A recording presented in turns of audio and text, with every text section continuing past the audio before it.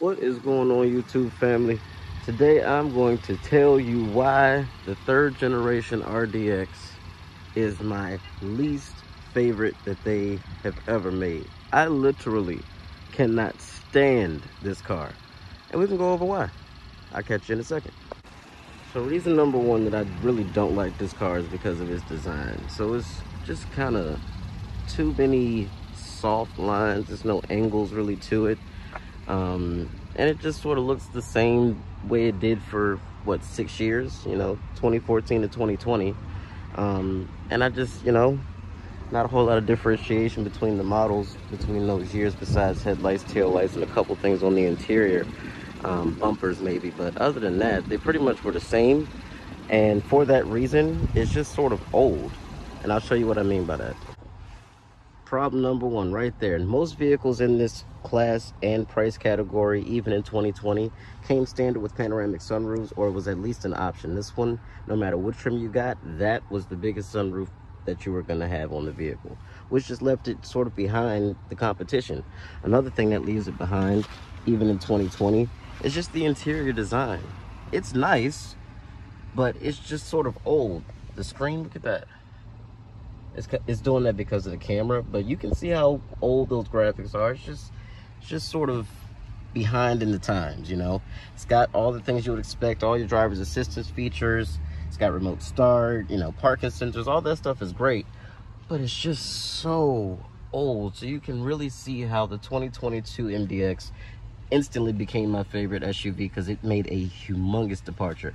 The next big thing that I cannot stand about this vehicle is right here. Doesn't have anything to do with the buttons, has everything to do with what those buttons control. I'm gonna show you what I mean in just a second.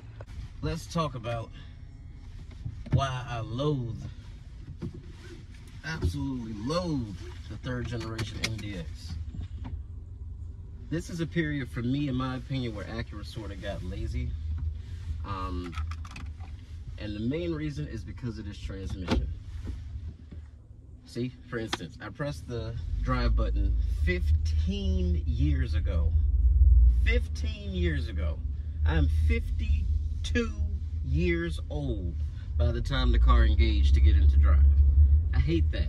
So this 9-speed transmission is not an in-house design. It was not created by Acura. It is a ZF sourced transmission that you can find in vehicles like the Range Rover Evoque. You can find iterations of it in the Jeep Renegade, the Jeep Compass, the Chrysler 200. I've named some pretty, driving cars. So those 9-speed transmissions were never really good. And so the fact that Acura decided to go from making their own transmissions and using theirs 5, 6, 7 speeds and going to in their 8-speed dual clutch that they had in the ILX and drop in this slushy 9-speed automatic, I just was very disappointed in this entire generation of car. Now, it didn't start out with a 9-speed. This generation in 2014 did start out with a 6-speed. It had a traditional shift lever, all that kind of stuff. So that one was, in my opinion, better to drive than one of these.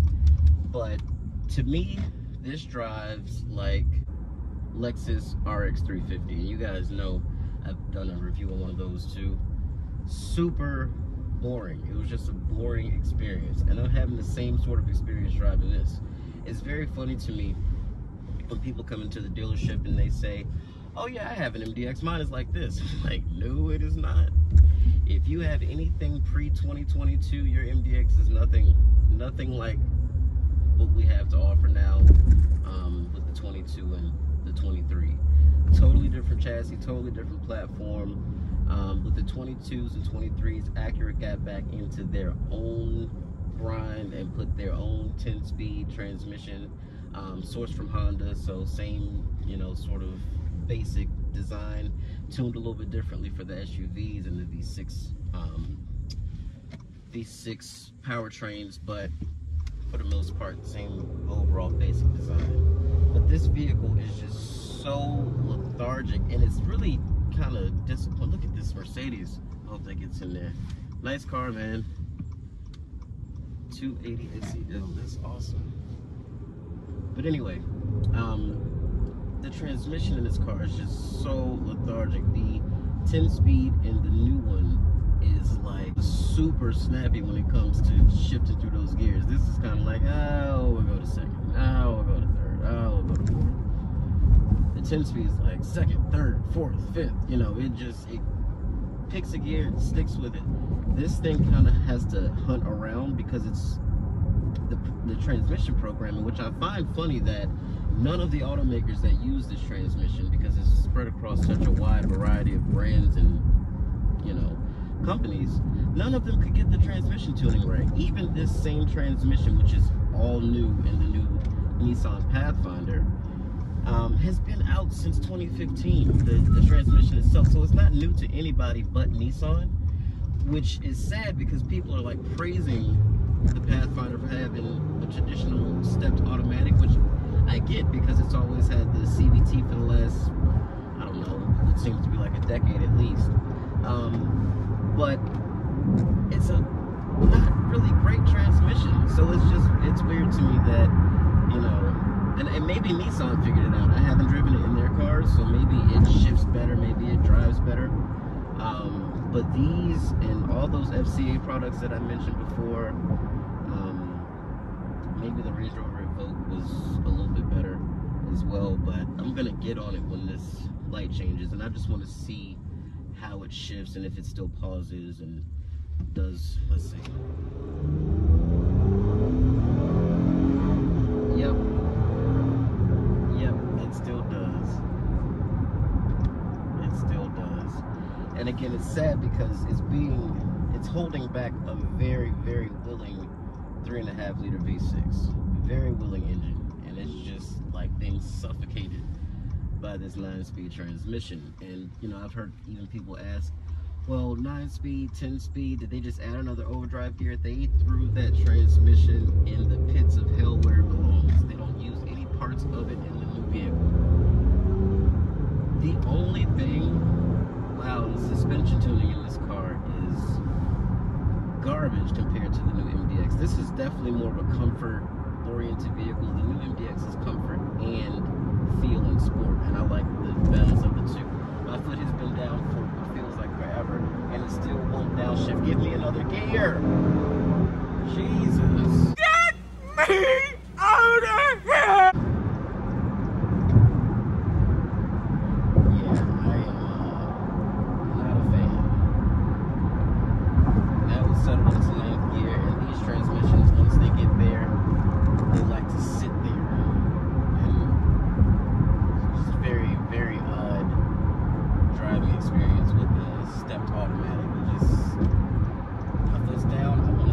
There's somebody coming, go! I mean, my foot is halfway to the floor and it's stuck at 3,000 RPM. Just wouldn't shift. So those are my biggest complaints with this particular generation. Just uninspired, nothing about it. You know, this just looks like a big ILX with some wood trim inlays and some leather on the door. I'm just not a fan of it. And I wasn't, so just so you guys know, I didn't work at Acura when these were sold brand new. I would have never been able to stomach the idea of having to sell this versus the competition. Now with the new MDX, I'm like, bring the competition on. The MDX is ready, trust me, it is.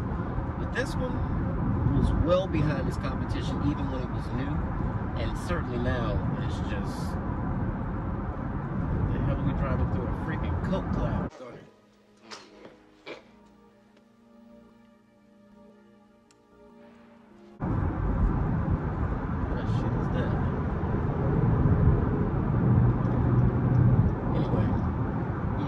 Not a fan of a lot of the switch gear in here. I've always disliked this whole knob situation down here.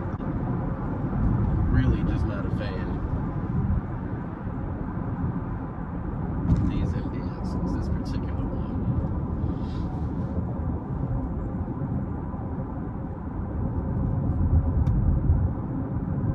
The only saving grace that this vehicle has is the fact that it does have super handling all-wheel drive. So even in that, it does what it's supposed to do, but it just doesn't feel nearly as dynamic as the new setup that we have with the new MDX at all.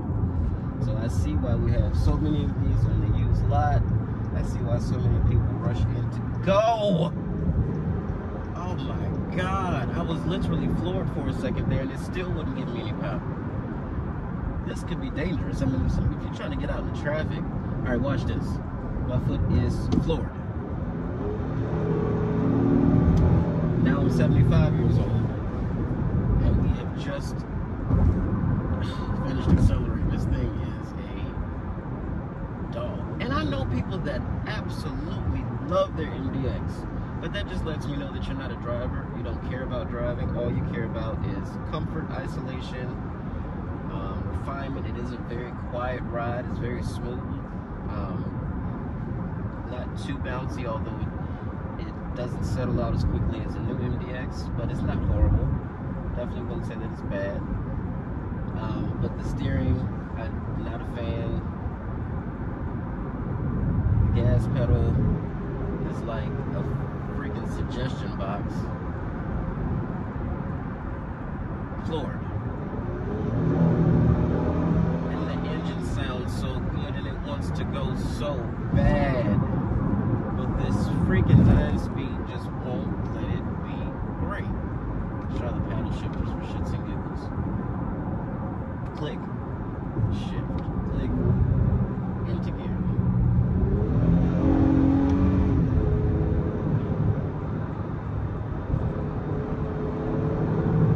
Yeah, it doesn't even feel the same. I mean, this engine doesn't even feel like what it really is because of this transmission, and that's really a shame. So the lack of extra features, the old technology, this steering wheel that I feel like there's a version of it on every Acura of this generation, of this era. This is definitely my least favorite Acura probably made in history. Pretty strong, but I'm not lying. So that's my take on it. Hope you guys enjoyed the video, and I will catch you guys in the next one.